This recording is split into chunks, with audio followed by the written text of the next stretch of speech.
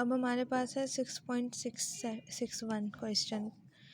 अब देखो इसमें हमारे पास इस टेबल दी हुई है, ठीक है, ऑब्जर्व्ड वैल्यू भी दी हुई है, फ्रीक्वेंसी होती है ना, ऑब्जर्व्ड वैल्यू भी दी हुई है।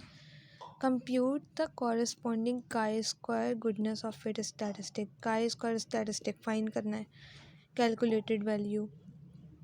हिंट दिया हुआ है क्या कि in computing the mean treat, यानी कि ये वाली जो है ना वैल्यू, इसको हम x इक्वल्स टू 4 ले सकते हैं। क्या लिखा हुआ है कि x की वैल्यूज़ दी हुई हैं 0 1 2 3 और ग्रेटर देन 3 से बड़ी, तो 3 से बड़ी 4 लिखी हुई, यहाँ पे हिंट में लिख दी है, ठीक है। सेकंड पार्ट हमें कह रहा है कि डिग्री ऑफ फ्रीडम भी फाइंड करें इसका, और लास्ट पार्ट हमें कह रहा है कि रिजेक्ट हो रही है या नहीं। वही काम है, बस पार्ट्स में दिया हुआ है। अब लेकिन यहाँ पर हमारे पास देखो कोई फंक्शन ही नहीं दिया हुआ, या ना पी के दिया हुआ है, ना हमारे पास AI की लिमिट्स जो हम निकालते थे वो, इस तरह का कोई काम नहीं है इसमें। तो हम इसमें क्या कर रहे हैं, हमारे पास ये दिया हुआ है, पॉइजन डिस्ट्रीब्यूशन दी हुई है हमें। पॉइजन डिस्ट्रीब्यूशन का PDF हमने लिख दिया, ठीक है, ये रहा PDF। और एक और चीज़ मैं बता दूं, क्लियर कर दूं कि हमारे पास जो PDF होता है ना, वो हमारे पास इस तरह स्मॉल f से हम लिखते हैं, ठीक है, कि क्या है हमारे पास lambda is equals to lambda है या x, ठीक है, और x ये पॉइजन का PDF है। तो इसको इस तरह से रिप्रेजेंट करते हैं, और एक और रिप्रेजेंट करने का तरीका होता है x माइनस एक्स, ये, यानी कि, और यहाँ पर अगर इक्वल टू होगा तो हम कहेंगे कि PDF है। ये चीज़ पहले भी लिखी हो सकती है, हो सकता है ये ना हो, इसकी जगह ये लिखा हो, तो इसका मतलब होता है कि PDF है ये। और अगर हमारे पास इस तरह से लिखा हुआ आ जाए कि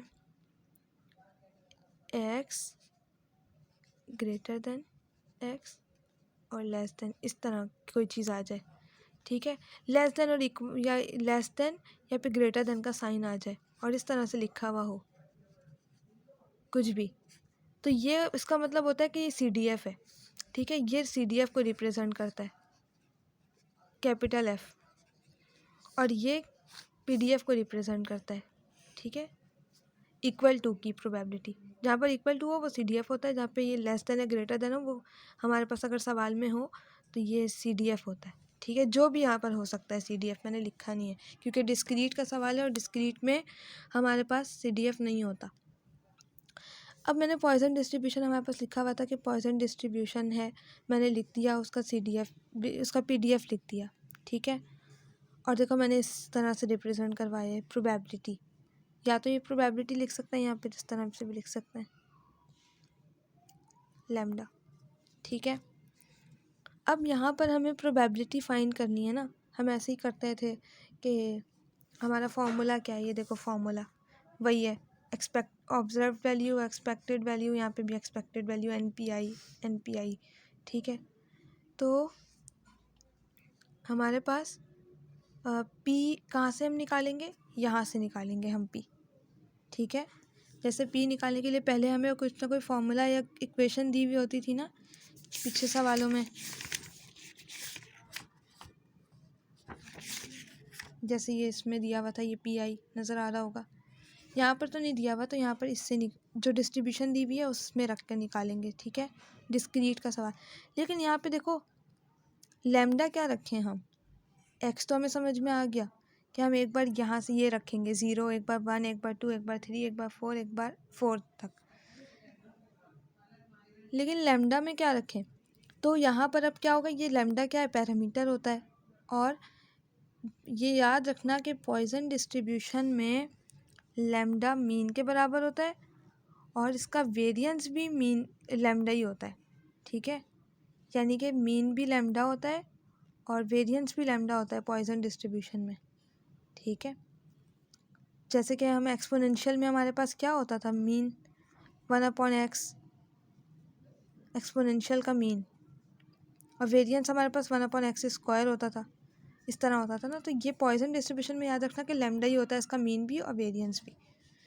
तो हमें यहाँ पर लैम्डा, खैर अभी ये रखो कि ये लैम्डा फाइंड कैसे करें। तो जब हमें पता है कि लैम्डा मीन के बराबर होता है पॉइजन डिस्ट्रीब्यूशन में, तो हम इसका मीन निकालेंगे किस तरह, इनको मल्टीप्लाई करेंगे, डिवाइड बाय टोटल से कर देंगे, टोटल से डिवाइड कर देंगे, इनका टोटल है 100,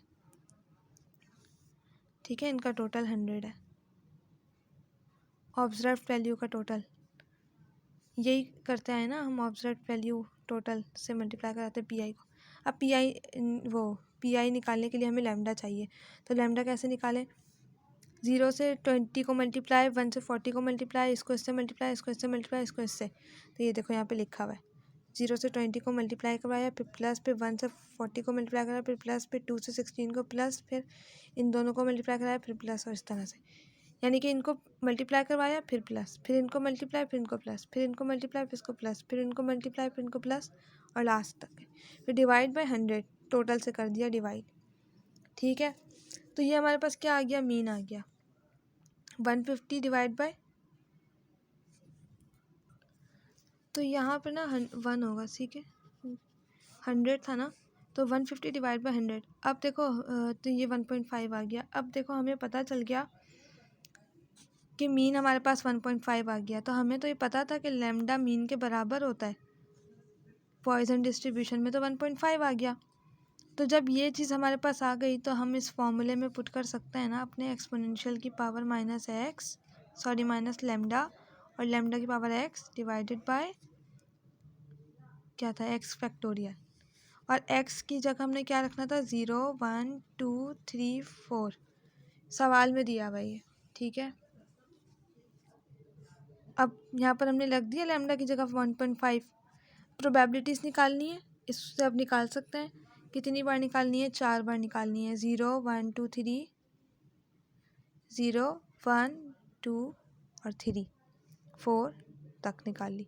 बस इसको रखा और उसके बाद कैलकुलेटर से सॉल्व करके वैल्यूज़ निकाल लेना। इन सब की वैल्यूज़ हमारे पास आ गई, तो अब क्या निकालते हैं हम इस फॉर्मूले में रखने के लिए? एनपीआई निकालते थे ना। तो एन हमारे पास क्या है?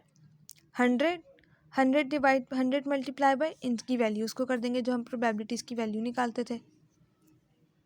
प्रोसीजर बिल्कुल वही है, बस थोड़ा सा एक नया काम इसमें क्या था कि हमें लैम्डा खुद से निकालना था, क्योंकि हमारे पास लैम्डा नहीं था।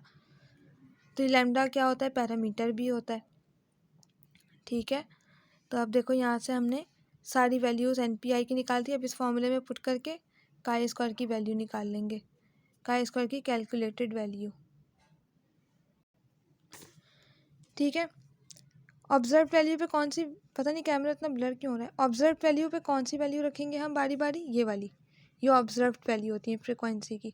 और ये जो ऊपर हमारे पास एक्स दिए हुए, इसका अभी काम नहीं है, इसका काम है। ठीक है, ऑब्जर्व वैल्यू पे हमने रखी वैल्यू कहाँ, ये रही, सॉरी यहाँ पे रखेंगे। और यहाँ पे कौन सी वैल्यू रखेंगे? एनपीआई जो हमने निकाली है। एक बार ये वाली, एक बार ये वाली, एक बार बारी बारी सबकी। ठीक है, फॉर्मूला तो वही है, बस उस फॉर्मूले में सारी वैल्यूज़ को बारी बारी पुट किया 4 तक, 0 1 2 3 4। ठीक है, सबको पुट किया, सबको सॉल्व किया कैलकुलेटर से, वैल्यू आई, कैलकुलेटेड वैल्यू आ गई। अब हमें डिग्री ऑफ फ्रीडम फाइंड करना था, तो we estimate 1 parameter and 5 categories. 1 parameter क्यों लिखा हुआ है? अब देखो हमने इसमें पैरामीटर भी फाइंड कर लिया, हमें इसमें फाइंड करना पड़ा ना पैरामीटर। तो हम यहाँ पर अब डिग्री ऑफ फ्रीडम हमारा क्या था? k minus m minus 1। तो m की जगह पे भी 1 आएगा, क्योंकि हमने एक पैरामीटर फाइंड किया, वरना हम 0 लिखते थे यहाँ पे। ठीक है, तो इसका डिग्री ऑफ फ्रीडम 3 आ गया। तो अब हमने 3 पे और 0.05 पे 0.05 लेवल ऑफ सिग्निफिकेंस दिया हुआ है सवाल में, ये रहा। ठीक है, तो बस वहाँ से कैलकुलेटेड वैल्यू टेबलेटेड वैल्यू देखना। कैलकुलेटेड वैल्यू हमने कैलकुलेट जो की है, देख लेना रिजेक्ट हो रही है, नहीं हो रही, छोटी आ रही है ना, तो डू नॉट रिजेक्ट लिख दिया। So we conclude that it is not significant at 5% level.